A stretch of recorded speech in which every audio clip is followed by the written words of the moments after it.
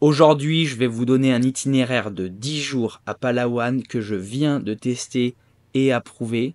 Donc dans cette vidéo, je vais vous donner des petits coins secrets, des conseils et des recommandations. Donc regardez-la jusqu'à la fin, ça va vous aider à planifier vos vacances.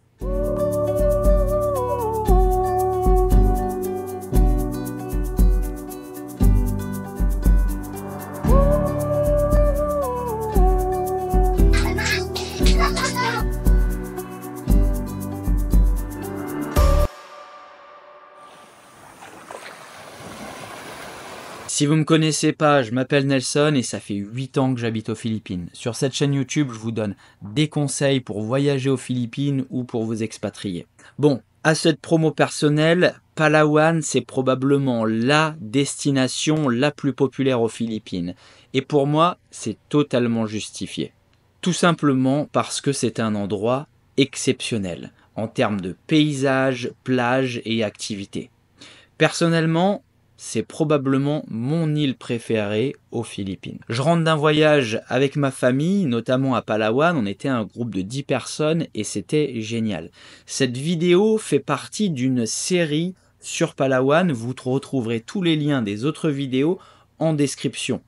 Comme je vous ai dit, nous, on a passé 10 jours à Palawan et c'est cet itinéraire que je voulais vous partager car en fait, c'était assez cool, même s'il y a eu des petits couacs et je pense que vous pouvez vous régaler. Vous n'êtes pas obligé de tout faire, mais vous pouvez prendre des petites parties. Bon, un peu de contexte avant de vous décrire cet itinéraire. Nous, on est arrivé à Puerto Princesa depuis Boracay. J'avais choisi de passer quelques jours à Boracay avant, pour des raisons qui me sont propres. Si vous aimez pas Boracay, vous pouvez faire plein d'autres choses, Siargao, Banawe, etc. Ou vous pouvez même commencer par Palawan, ce que je recommande tout à fait. Donc, le jour 1, on est arrivé à Puerto Princesa.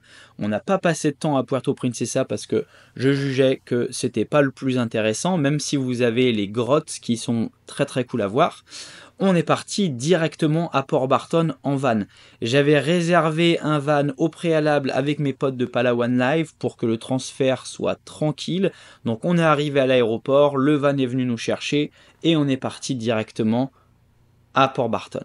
Faut compter 3 grosses heures pour aller jusqu'à Port Barton, ok. Et arriver à Port Barton, moi ce que je vous recommande de faire en fonction de l'heure où vous arrivez, c'est de poser vos valises tranquille, aller voir le coucher de soleil sur un petit bar du centre-ville, de la plage principale, chill, ok. Vous avez peut-être beaucoup voyagé, donc tranquille, chill. Ensuite, alors, à Port Barton, notre hôtel, et celui-là je le recommande, il était magnifique, s'appelait le Parrot Boutique Resort. Les chambres étaient top, des petites cuisines à l'extérieur, on a payé environ 80 €. C'est le prix pour un joli hôtel 3-4 étoiles aux Philippines, vous trouverez difficilement moins cher. Et franchement, expérience super, staff très très sympa.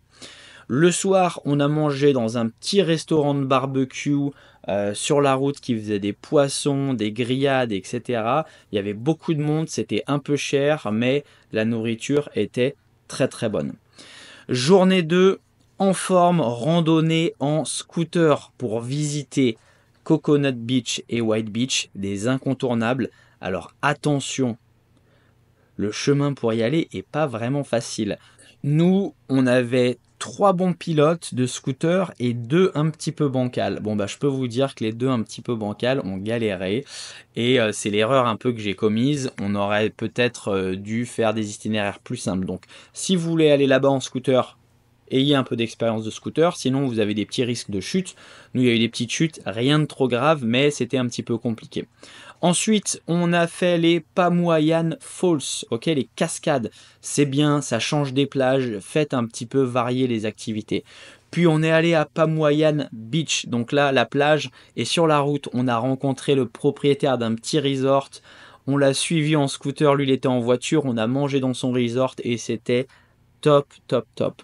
Pour les plus aventuriers, si vous avez le temps, vous pouvez même aller jusqu'à San Vicente. Alors San Vicente, c'est de l'autre côté et c'est la plage de sable blanc la plus longue des Philippines. C'est génial, vous pouvez même rouler en scooter sur la plage, vous pouvez faire plein de trucs. Donc ça peut être aussi une journée à part entière, journée Port Barton, San Vicente, ça se fait très bien et c'est génial.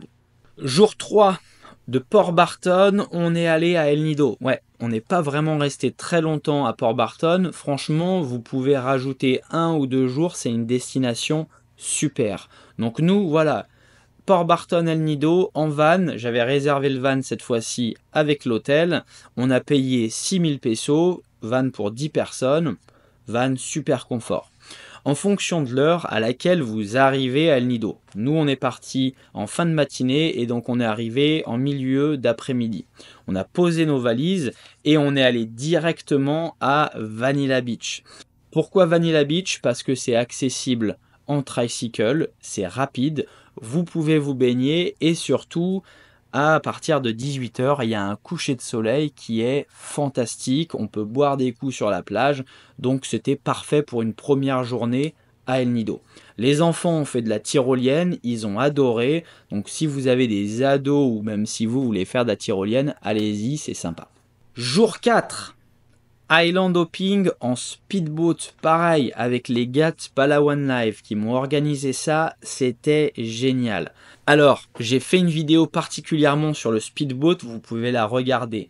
Mais rapidement, le speedboat, c'est un peu plus cher, mais c'est beaucoup plus confortable. Vous évitez la foule, vous allez dans des spots où il n'y a personne, ok. Le service est top et franchement, ça sera probablement la meilleure journée de votre voyage. Jour 5, randonnée en scooter, vous l'avez compris, on adore le scooter dans la famille parce que on se sent libre. Et à El Nido, il y a tellement de trucs à voir en fait. Beaucoup de gens s'arrêtent autour, s'arrêtent aux petites plages à côté d'El Nido, mais il y a une super belle boucle à faire. Donc, vous pouvez commencer par Nakpan Beach, puis monter jusqu'à Duli Beach. Duli Beach, c'est mon endroit préféré aux Philippines. C'est une plage à Palawan avec des vagues, etc. Vous pouvez surfer et ensuite vous pouvez aller à Sibaltan. Sibaltan, c'est de l'autre côté de Palawan, de l'autre côté d'El Nido. Donc vous prenez une petite route avec une vue très sympa, vous passez vers San Fernando, il y a des spots de kitesurf, vous pouvez regarder sur la carte, et vous allez arriver à Sibaltan. C'est mon coup de cœur de ces vacances. Sibaltan, c'est un petit village, une eau bleue turquoise à perte de vue, très très peu de touristes, un petit resto où on a mangé très très bien sur la plage. Oh là là là là, génial. Donc je vous recommande vraiment cette boucle. Ça va vous prendre une journée et vous allez passer un super moment. Ensuite, du jour 6 au jour 8, croisière entre El Nido et Coron. Ok, là, vous avez plein d'entreprises qui le font. Je vais vous mettre des liens dans la description pour passer avec ces entreprises. C'est du kiff, des plages, des petits campements, la belle vie, ok. Pareil, j'ai fait une vidéo sur cette expérience en particulier. Si vous êtes intéressé, vous pouvez la regarder, ok. Mais rapidement, pourquoi j'ai aimé la croisière entre El Nido et Coron? Donc vous avez un départ tôt le matin, on avait un grand bateau pour 20 personnes, donc c'était pas un bateau privatisé, mais c'était très bien parce que on a pu rencontrer des gens qui étaient géniaux. Les spots sont très sympas, un peu à l'écart des touristes, même si on était en haute saison et qu'il y avait quand même beaucoup de bateaux. Mais vous allez voir des spots de snorkeling qui sont quand même plus préservés, plus sympas, avec plus de poissons, des petites plages très très cool, très mignonnes. Et les campements le soir, c'est juste génial. Vous avez cette sensation un peu de Robinson Crusoe. Moi j'ai adoré, c'était la première fois que je le faisais et c'est des super souvenirs. Ça va vous coûter environ 300 €, 300 à 350 €. C'est justifié et ce qui est cool, c'est qu'en fait vous avez rien à prévoir pendant 3 jours. Vous vous laissez guider, on s'occupe de tout et ça c'est top. Ensuite, donc ce bateau part de El Nido et il arrive à Coron. Vous arrivez à Coron à la fin de votre 8e jour, ok. Et là, ce que vous pouvez faire à Coron en fonction de l'arrivée, c'est de vous poser à l'hôtel. Si vous êtes hyper motivé, vous pouvez monter le Montapias et regarder le coucher de soleil si c'est pas trop tard. Nous, on est allé à l'hôtel qui s'appelait Natura Resort et là, je le recommande très très fortement parce que c'est un hôtel qui est géré par des personnes formidables. La gérante parle français et italien. Elle a vécu à Belle-Île-en-Mer pour la petite histoire. Et ils étaient vraiment top. La Natura Resort, je vous mets aussi le lien dans la vidéo. Et là, jour 9, nous, on a décidé d'explorer Coronne encore en scooter. Et ouais, on adore le scooter. Et là, ce que je vous recommande sur une journée parfaite, c'est de faire du snorkeling à Boussanga. Ok, vous pouvez faire les sources d'eau chaude, vous pouvez vous balader sur les routes de Coronne, il n'y a quasiment pas de voiture, c'est génial. Il y a une petite plage, je crois, qui s'appelle Massilia Beach. Un peu difficile d'accès, mais j'ai passé des super moments. Et là, juste un petit truc, attention aux accidents de scooter. Ça nous est arrivé le dernier jour, mon frère a eu un bel accident. Donc galère, donc on n'a pas fait cet itinéraire malheureusement, mais vous pouvez le faire, monte à Pias en fin de journée.